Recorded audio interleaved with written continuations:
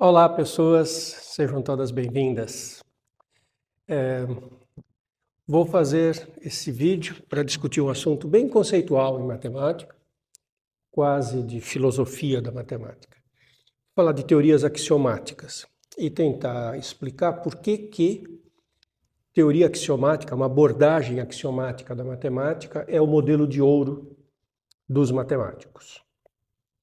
E vou fazer comentários em torno disso, de onde veio, por que a gente faz matemática de forma axiomática.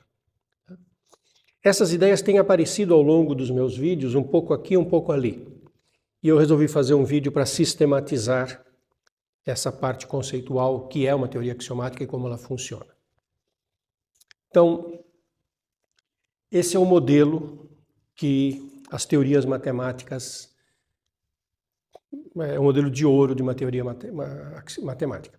Já vou comentar que em enormes partes da matemática a gente não faz de um ponto de vista axiomático. Eu já comento por quê e como que a gente faz. O primeiro exemplo de teoria axiomática, e que é super enaltecido, e eu vivo citando, é o livro Os Elementos de Euclides. E mais de 2000 anos de idade, e é de uma profundidade enorme, né? Pela percepção que ocorreu nesse momento na matemática grega, na filosofia grega, da importância de se fazer a abordagem nos moldes que Euclides fez.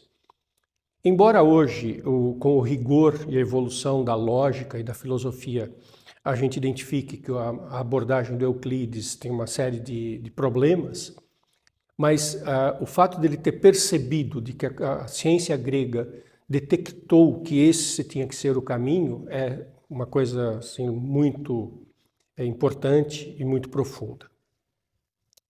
Como é que funciona uma teoria axiomática? A gente tem que ter primeiro uma lógica, isso é sutil, que vamos escolher quais são os raciocínios lógicos que nós aceitaremos, que abordagem lógica vamos escolher. E num vídeo em que eu falo de que outra matemática é possível, eu falo exatamente deste tema, de que houve um momento em que tinha uma matemática, até com uma certa relevância no mundo, que nós chamamos de matemática intuicionista, em que o tipo de argumento lógico que eles usavam e aceitavam nas demonstrações difere do tipo de argumentos lógicos que a gente aceita na matemática mais tradicional, na matemática que vocês conhecem no mundo de hoje. A grande diferença estava nas demonstrações por absurdo, que os intuicionistas não aceitavam o princípio do terceiro excluído. Isso invalida demonstrações por absurdo, então eles não faziam esse tipo de demonstração.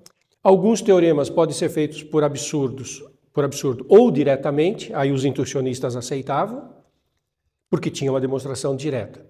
Mas aqueles teoremas, e são muitos e são importantes, que nós só sabemos demonstrar usando uma demonstração por absurdo, não fazia parte da matemática intuicionista. E isso é uma questão que não é um exercício de matemática, isso é uma questão filosófica de uma escolha. Então, ao escolher qual é o modelo de raciocínio que nós aceitamos, nós definimos parte do que virá pela frente. Então, hoje a matemática está toda baseada na lógica clássica, aceitamos o princípio do terceiro excluído, aceitamos demonstrações por absurdo. A matemática intuicionista não tem espaço no mundo contemporâneo da matemática. Bom, fixada a lógica, nós temos que dizer quais são os conceitos primitivos numa teoria axiomática. Esse é muito curioso de pensar nos conceitos primitivos. São conceitos para os quais nós não damos nenhuma definição. Lembra um pouco aquela coisa de criança que fica fazendo pergunta, mas o que é, e recorre, e a pergunta nunca para de fazer, a pergunta vai sempre, as crianças perguntam o que é e por quê. E elas não param de perguntar. Se você responde a primeira pergunta, ela pergunta, mas por quê? E daí você diz o porquê daquilo, ela pergunta, mas um outro porquê, e o quê, e vai para trás. Então, quando a gente vai falar de um objeto matemático, a gente tem que explicar o que é esse objeto. Então, o que é um prisma? É um sólido tridimensional, cuja forma que tem arestas, tem faces. Você tem que explicar o que é um prisma. E aí tem um monte de palavras na descrição de prisma. Tem sólido, tem face, tem aresta, tem vértice.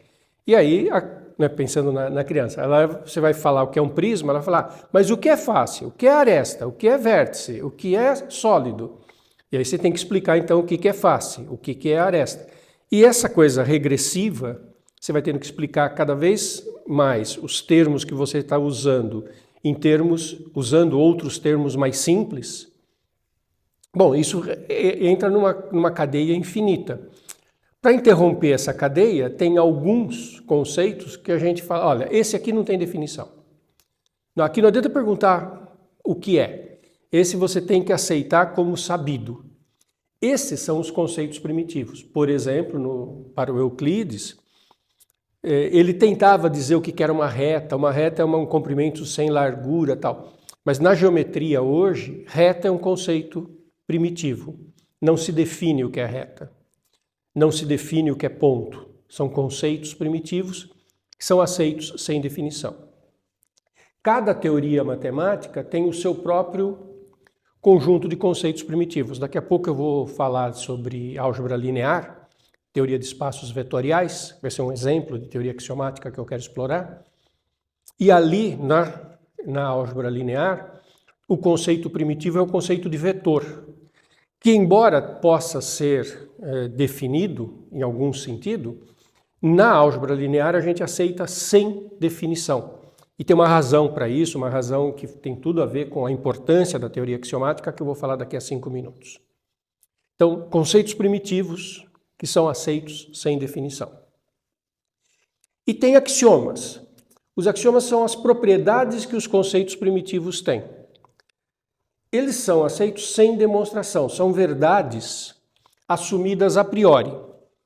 Então, na geometria básica, um axioma é que 2 pontos determinam uma reta.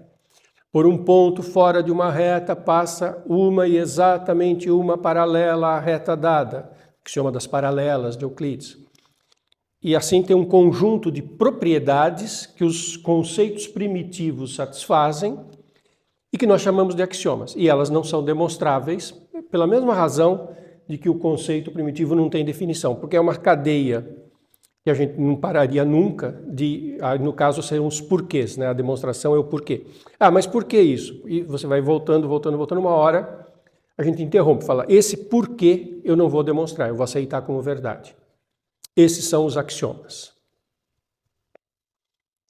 Então, a teoria axiomática tem isso. E a partir desse quadro definido, a gente continua e o que segue? Seguem definições mais complexas, coisas que não são conceitos primitivos. A partir dos conceitos primitivos de reta, ponto, eu defino o que é segmento, que é o conjunto dos pontos que estão entre 2 pontos, então eu tenho que ter o conceito de entre. Nos conceitos primitivos da geometria bem rigorosa, tem a noção de estar entre, que eu uso para definir o que é um segmento. É todos os pontos que estão entre 2 pontos dados de uma mesma reta. Tendo a noção de segmento, eu tenho a noção de triângulo. Tendo a noção de triângulo, eu tenho a noção do ângulo interno de um triângulo. E aí eu vou tendo um conjunto de definições que eu faço a partir dos elementos iniciais. E eu tenho teoremas, que são propriedades que eu demonstro. Os teoremas eu demonstro. Por exemplo, eu defino, a partir da coisa básica na geometria, eu defino o que é triângulo, e aí eu consigo demonstrar que a soma dos ângulos internos é 180 graus. Mas eu tenho que definir o que é grau, definir o que é triângulo, definir o que é segmento, depois eu tenho um teorema. O teorema tem a estrutura hipótese, implica uma tese. No caso desse teorema, quais são as hipóteses? Eu tomo um triângulo, Quer dizer, pego num triângulo qualquer, então meu objeto é um triângulo, e a conclusão é que a soma dos ângulos internos é 180. Só um comentário. Nas ciências aplicadas, a palavra hipótese é usada com um sentido um pouquinho diferente. É muito comum a gente ver quando está observando um texto, um vídeo de física, de astronomia, de ciências sociais, de psicologia, o uso da palavra hipótese não como aquilo que é assumido no teorema. No teorema matemático, a hipótese eu assumo e demonstro a tese. A hipótese é o ponto de partida. Nas ciências aplicadas, muitas vezes os pesquisadores usam a palavra hipótese como aquilo que ele quer provar. Então, num estudo de ciências sociais, a hipótese é que o nível de renda é um fator preditor de voto em eleições. Então, essa hipótese que ele quer testar, não é que ele assume como verdade, ele vai analisar se é verdade ou não. Em muitas ciências aplicadas, a palavra hipótese tem mais ou menos o uso que em matemática nós temos para a palavra tese, que é o que se quer validar, provar. E é importante observar também que teoria axiomática é um modelo de ouro, mas ela é muito custosa. Muitas teorias matemáticas da maior importância, da maior aplicabilidade, a gente não apresenta na versão axiomática. Então, geometria. No ensino médio, a gente não apresenta de forma totalmente axiomática, a gente pula essa parte lógica, dos conceitos primitivos, ou fala muito rapidamente. No ensino médio, a gente fala no axioma das paralelas, do Euclides, a gente fala que 2 pontos determinam uma reta, mas a abordagem não é 100% axiomática. Na geometria, no ensino superior, a gente aprende abordagens axiomáticas. Mas algumas teorias, por exemplo, cálculo, análise, equações diferenciais, a gente não faz normalmente de forma axiomática, porque seria muito custoso voltar. E o cálculo, eu estou interessado em aplicar o cálculo. Em geral, quando a gente estuda cálculo, análise, equações diferenciais, a gente tem em mente a aplicação disso num problema mais real, concreto. Então, cálculo, se vocês olharem qualquer livro de cálculo, de análise, de equações diferenciais, ele vai tratar de um assunto que a gente pode dizer, ele vai estudar funções. Funções estudando o quê? Derivada, integral, equações diferenciais, que são, então, funções, a gente define função e tenta estudar as propriedades de funções. E a gente parte de seguintes teorias. Eu já assumo que o conjunto dos números reais é conhecido, eu assumo teoria dos conjuntos, porque quando eu vou definir funções eu preciso de conjuntos. Eu assumo como conhecido um monte de coisas. Quando a gente vai fazer equações diferenciais, etc., a gente assume conhecido a álgebra linear. Então, o cálculo a gente não constrói normalmente de forma axiomática. A gente parte de um monte de outras teorias, e essas caberiam questionar se vão fazer de forma axiomática ou não. Essa é a primeira olhar. Por que fazer de forma axiomática? O que motivou Euclides, os matemáticos gregos, há mais de 2000 anos, a iniciar essa abordagem axiomática? Era o rigor. Houve a percepção pelos matemáticos gregos que era preciso fazer da matemática uma ciência rigorosa. E a maneira de organizar o pensamento é essa da teoria axiomática. Modernamente, a gente tem uma segunda razão para gostar de fazer de forma axiomática, que é a generalidade. Quando eu faço um estudo de forma axiomática, ele é muito geral, ele se aplica a muitos exemplos. E eu vou mostrar isso para vocês em seguida. Então, eu vou dar um exemplo bem importante de uma teoria matemática que a gente trata modernamente nos cursos de engenharia, de matemática, de física, de uma forma axiomática, quase axiomática, que é a teoria de espaços vetoriais. O nome oficial é álgebra linear. Muitos cursos na área de exatas e aplicadas tem disciplinas, estudos de álgebra linear, é uma coisa super importante. Então é o estudo de espaços vetoriais. Começa que a gente vai falar do que é um espaço de vetores, ou um SPVET, um espaço vetorial. E aí ele tem o papel de conceito primitivo. Eu não defino o que é vetores quando eu vou fazer um estudo no contexto da álgebra linear. Eu deixo como um conceito primitivo. É possível definir vetores? É, mas eu não quero definir vetores, porque eu quero a generalidade da teoria. Vocês já vão entender isso. A gente não é totalmente axiomática, porque eu dependo de algumas outras teorias. Então, eu não faço no âmbito da álgebra linear tudo axiomático. Eu me apoio, por exemplo, na teoria dos números reais, na teoria dos conjuntos. Eu uso como se isso já tivesse sido bem construído e bem conhecido. Então, um corpo, genericamente pode ser um corpo qualquer, podemos pensar que é os números reais. Eu assumo que existem duas operações que eu também não defino no detalhe, eu não entro no detalhe do definir as operações, mas eu assumo que elas têm propriedades genéricas. Faz o papel dos axiomas. Esses elementos iniciais, vetores e os números de um corpo, né, que são escalares, na teoria de vetores a gente chama vetores e escalares. Eles têm uma operação que é a soma de vetores e a multiplicação de um vetor por um escalar, que tem propriedades. Essas propriedades são os axiomas. Comutativa da adição, distributiva, associativa da adição, distributiva do escalar em relação à adição, associativa dos escalares na multiplicação, elemento neutro dos vetores, um vetor nulo que é neutro, o 1 como elemento neutro dos escalares, o elemento oposto dos vetores, o vetor oposto que somado anula, e a distributiva, a soma dos escalares em relação à multiplicação por vetor.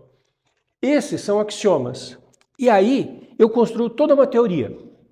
A gente introduz o conceito de produto interno e começa a falar em vetores perpendiculares. Agora, vamos parar e pensar, mas tá, feito essa coisa abstrata, quem são exemplos de vetores? Os vetores da física são exemplos de um espaço vetorial, claro. Até o nome sugere, né? Foi inspirado nos vetores da física. Entidade que tem módulo, direção e sentido, etc. Pares e ternas de números reais. Par ordenado de números reais, que pode ser interpretado como vetor do plano. Terna de números reais, 3 números reais, associa vetores do espaço, mas também pode ser qualquer número de coordenadas, 4, 5 coordenadas enuplas em geral. Matrizes satisfazem tudo isso. Soluções de um sistema linear homogêneo têm essas propriedades. Polinômios têm essas propriedades.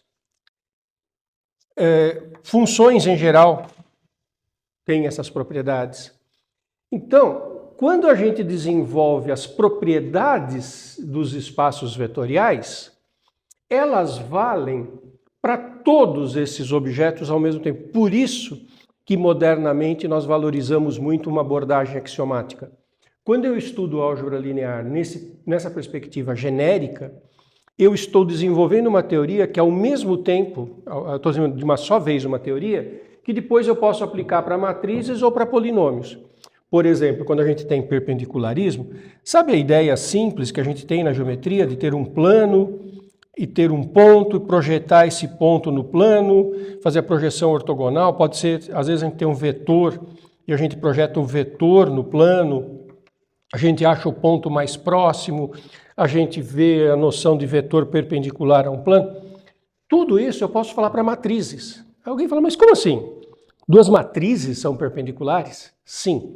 Eu consigo introduzir o conceito de proximidade entre matrizes, de matrizes perpendiculares, de todas essas coisas, porque eu faço esse estudo de forma genérica nos espaços vetoriais. E daí a importância contemporânea, não só do rigor, mas a importância da generalidade de ter uma teoria axiomática. E isso se aplica para todas as outras áreas. A álgebra é cheia de abordagens axiomáticas. É profundo isso e muito interessante, né, pensar a importância da generalidade para a abordagem contemporânea da matemática. Ok?